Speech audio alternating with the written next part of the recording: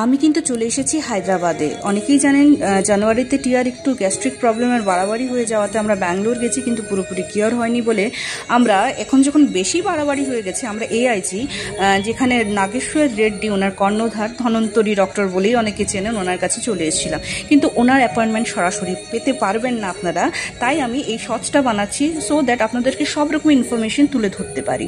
তো সত্যি কথা বলতে গেলে এখানে এসে আমার একদম মনে হয়নি এআইজি হসপিটালে যে আমি পশ্চিমবঙ্গের বাইরে আছি। মানে প্রচুর বাঙালি, 70% হলো বাঙালি, তারপরে তো নর্থ ইস্টের আছেই আছে। আর মজার ব্যাপার হলো মানে কি বলবো, বাংলা হরফও দেখতে পারবেন। এইখানে হলো রেজিস্ট্রেশন করার জন্য, যদি লাইনে না লাগতে চান তাহলে এখানে ইজিলি আপনারা রেজিস্ট্রেশন করে নিতে পারবেন। তারপর উপরে চলে যাচ্ছি, উপরেও কিন্তু প্রচুর মানে কি বলবো, প্রচুর লোক, প্রচণ্ড কিউ লেগে থাকে। তো আর্লি মর্নিং যাওয়াটাই হবে সবচেয়ে থেকে বেস্ট অপশন, এবং সবটাই না খাওয়া থাকে আর কি, টেস্টগুলি যাই দেয় না খেয়ে করতে হয়। তো এই দেখুন আমি চলে যাচ্ছি এখন, কিছু জিনিস আপনাদেরকে দেখাবো। তো যেটা আমি বলছিলাম আর কি, যে নাগেশ্বরের স্যারের সঙ্গে কিন্তু আপনারা ডাইরেক্টলি অ্যাপয়েন্টমেন্ট নিতে পারবেন না। এই দেখুন বাংলা হরফ, যেটা বললাম মানে সত্যি মানে সাউথ ইন্ডিয়াতে হায়দ্রাবাদে এসে বাংলা হরফ দেখতে পারবো আমি তো কল্পনাও করতে পারিনি। ইনফ্যাক্ট হোটেল বলো বা ছোট রেস্টুরেন্ট বলো সব বাংলা হরফে লেখা। এখানে পয়েম মানে কবিতা নয়, একটা রোগের ডেসক্রিপশন দেওয়া আছে।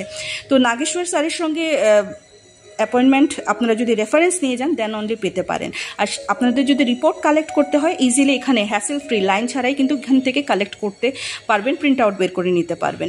আর এখানে একটা প্লেটিনাম উইংস আছে, সেখানে যদি আপনারা অ্যাপয়েন্টমেন্ট নেন তাহলে স্যারের সঙ্গে আপনারা ডাইরেক্ট যোগাযোগ করতে পারবেন, কিন্তু প্রত্যেকটা 4 ডবল চার্জ লাগে। সেটা টেস্ট হোক, সেটা স্যারের ফিস হোক, প্রায় 4 ডবল চার্জ দিলেই কিন্তু ওনার সঙ্গে সরাসরি আপনি অ্যাপয়েন্টমেন্ট ফিক্স করতে পারবেন। আর হলো রেফারেন্স, আমরা রেফারেন্স নিয়ে গেছিলাম বলে স্যারের সঙ্গে ডাইরেক্টলি কথাবার্তা হয়ে গেছিলো আমাদের, মানে আমি দেখাতে পেরেছি।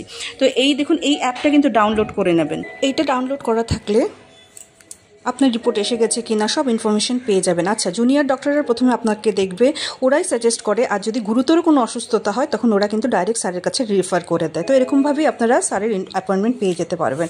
তো এরকমই ছোট ব্লগ আসতে থাকবে, ছোট শর্টস আসতে থাকবে। Stay tune, bye bye.